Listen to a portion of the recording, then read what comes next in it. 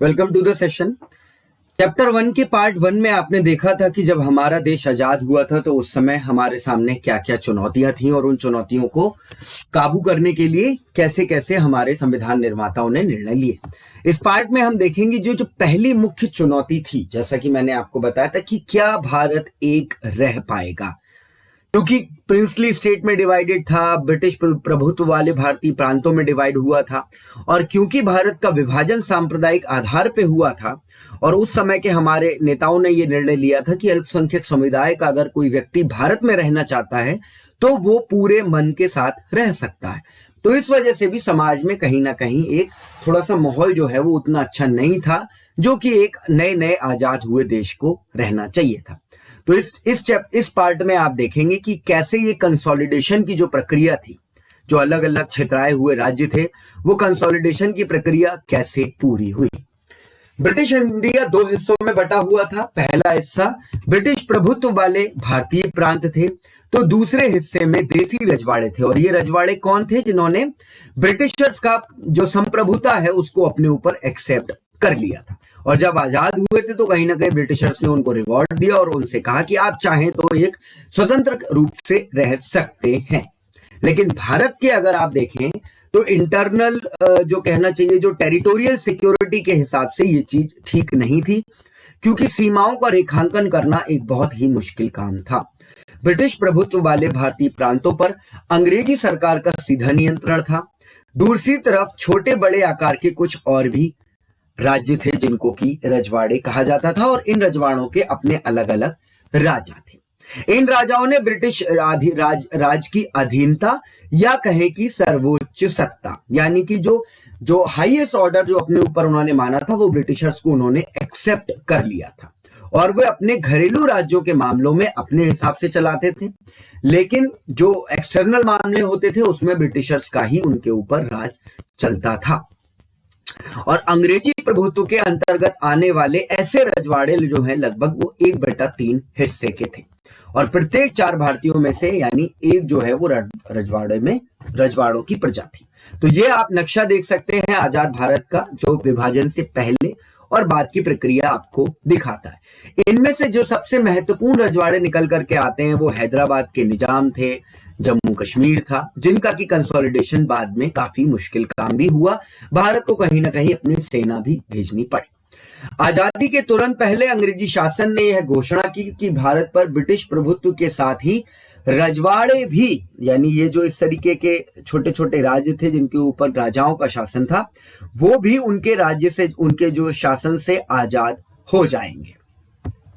ये घोषणा ब्रिटिशर्स ने की थी, और इसका मतलब यह था कि सभी रजवाड़ों की संख्या जो कि लगभग 565 थी, ब्रिटिश राज्य की समाप्ति के बाद कानूनी तौर पर आजाद हो गए। अब ये उनके ऊपर था कि वो भारत में आना चाहते हैं, पाकिस्तान में जाना चाहते हैं, या फिर अपना स्वतंत्र अस्तित्व बनाए रखना चाहते हैं। और ये स्थिति भारत के लिए खासकर, जिसके पास की काफी बड़ा टेरिटोरियल हिस्सा आया था, या यूं कहे कि वो उनका था और बड़ी मुश्किल से उनको विभाजन के बाद मिला, उसके अस्तित्व को लेकर के खतरा उत्पन्न हुआ, और एक बहुत बड़े इंटरनल और एक्सटर्नल कन्फ्लिक्ट की समस्या भी निकल करके आई। भारत अथवा पाकिस्तान में शामिल होने या स्वतंत्र हैसियत बनाए रखने का फैसला रजवाड़ों की प्रजा को नहीं करना था, बल्कि उनके ऊपर जो राजा थे, यानी वहां पर कोई भी डेमोक्रेटिक व्यवस्था काम नहीं कर रही थी। जो वहां पे राजा थे उन्हीं को ये जिम्मेदारी दे दी गई थी कि आप इस फैसले को लेने के लिए पूरा पावरफुल हैं। और ऐसे में समस्या ये आ रही थी कि जो एक अखंड भारत का सपना देखने की कोशिश की थी हमारे स्वतंत्रता संग्राम के सेनानियों ने, उस आशा पर एक बहुत बड़ा झटका नजर आ रहा था। अब जैसे इस मैप को अगर आप ध्यान से देखें तो हैदराबाद जूनागढ़ की रियासत जो है वो यहां बीच में पड़ रही है। अब अगर ये रियासत ये फैसला ले कि हम पूरी तरीके से स्वतंत्र रहना चाहते हैं, भारत में मिलना नहीं चाहते, तो आप सोच सकते हैं कि भारत के लिए वो स्थिति कितनी ज्यादा दिक्कत भरी हो सकती है कि भारत के ही टेरिटोरियल सीमा के अंदर एक राज्य है जो कि अपने आप को स्वतंत्र रखना चाहता है। और यहां पर जो बहुत महत्वपूर्ण भूमिका निभाई थी वो स्वतंत्र भारत के पहले गृह मंत्री सरदार वल्लभ भाई पटेल ने निभाई थी। उन्होंने भाषावार राज्यों को पुनर्गठन फैसले करने का फैसला किया, क्योंकि उस समय भाषाई विविधताएं हमारे देश में मौजूद थी। और अगर ये सिद्धांत पूरी तरीके से मान लेना जाना था तो कई राज्य ऐसे थे, लगभग भारत के सभी राज्य, चाहे वो आंध्र प्रदेश हो, कर्नाटका हो, तमिलनाडु हो, केरल हो, गुजरात हो, महाराष्ट्र हो, फिर नॉर्थर्न बेल्ट के राज्य हो, ये सभी अलग अलग भाषी राज्य थे। तो ये सभी अपने आप में एक अलग राज्य बनाने की फिर संभावना हो जाती है, और जो एक प्रशासनिक यानी कि जो एडमिनिस्ट्रेटिव स्मूथनेस होनी चाहिए वो स्मूथनेस जो है वो नहीं हो पाती। हालांकि ये फॉर्मूला बाद में काम नहीं किया। अल्टीमेटली भारत में राज्यों का बंटवारा जो है वो भाषाई आधार पर ही हुआ। वो चीज हम अगले चैप्टर्स में लेंगे। एक प्रयोग द्विभाषी राज्य के रूप में बंबई के रूप में किया गया था, जहां पर गुजराती और मराठी बोलने वाले दोनों लोगों को शामिल किया गया, लेकिन बाद में एक आंदोलन के द्वारा उसके बाद गुजरात और महाराष्ट्र भी अपने आप में अलग हो गए। पंजाब में भी हिंदी भाषी और पंजाबी भाषी दो समुदाय थे। पंजाबी भाषी समुदाय के लोगों ने अलग राज्य की मांग की। हालांकि इस तरीके की किसी भी मांग को 1956 में जब पहला भाषाई आयोग बना था उस समय तक मन नहीं माना गया, लेकिन बाद में धीरे धीरे, जैसा कि आप देख सकते हैं, 10 साल बाद 1966 में प्रशासनिक महत्व को देखते हुए और लोगों को सेंटिमेंट्स में ध्यान में रखते हुए पंजाब से अलग करके हरियाणा और हिमाचल प्रदेश नाम के राज्य बनाए गए। इसके बाद 1972 में जो हमारा ईस्टर्न इंडिया है, नॉर्थ ईस्टर्न इंडिया, वहां पर भी एक बहुत बड़ा प्रयास हुआ असम से अलग करके। 1972 में मेघालय जो है वो राज्य बनाया गया।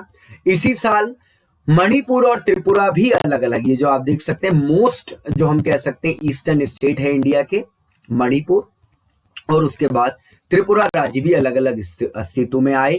मिजोरम और अरुणाचल प्रदेश 1987 में वजूद में आए, और नागालैंड इसके पहले 1963 में ही बन चुका था। नागालैंड यहाँ पर ये जो पर्पल कलर में आपको दिख रहा है। तो उसके बाद सिक्किम भारत का पहला ऐसा राज्य था जहां पर कि हम कह सकते हैं कि चुनाव करा करके जो है वो लोगों ने राजा वहां पर थे, लेकिन चुनाव का उन्होंने डिक्लेरेशन किया, और सिक्किम भारत का पहला ऐसा राज्य था जहां पर कि एडल्ट फ्रेंचाइज के द्वारा लोगों ने चुन करके अपने राजा को चुना। तो इस तरीके से आपने देखा कि आजादी के बाद भारत में कंसोलिडेशन की प्रक्रिया जो है वो कैसे हुई। 1952 में राज्य पुनर्गठन आयोग का जो है वो फजल अली की अध्यक्षता में उसको बनाया गया। 1956 में आंध्र प्रदेश पहला राज्य बना था जो कि भाषाई आधार पर बनाया गया था। क्वेश्चन यहां से इस तरीके से पहले भी आ चुका है, आगे भी आने की संभावना है कि क्या भारत में, आजाद भारत में जो नए राज्य बनाए गए थे, क्या वो प्रशासनिक कह सकते हैं प्रशासनिक रूप से ध्यान में रखते हुए बनाए गए थे? तो इसका आंसर है नहीं। भारत में जो नए राज्यों का निर्माण किया गया था वो कहीं ना कहीं भाषाई आधार पर या कल्चरल आधार पर किया गया था। तो ये पार्ट 2 था जिसमें कि आपने समझा कि आजाद होने के बाद जो पहला क्वेश्चन हमारे सामने था कि भारत क्या एक रह पाएगा, उस इशू को कैसे एड्रेस करना था। उसमें आजाद भारत के पहले गृह मंत्री, उस समय के हमारे प्रधानमंत्री, इन लोगों ने जो नेगोशिएशन किए वो बहुत ज्यादा कारगर साबित हुए, और आज जो हम भारत का स्वरूप देखते हैं उसमें इन लोगों का बहुत बड़ा योगदान रहा। आप सभी लोग एग्जाम रेस हिंदी को जरूर सब्सक्राइब करिए। डेली बहुत ही इंपॉर्टेंट सेशन यहां पर अपलोड होते हैं। Thank you.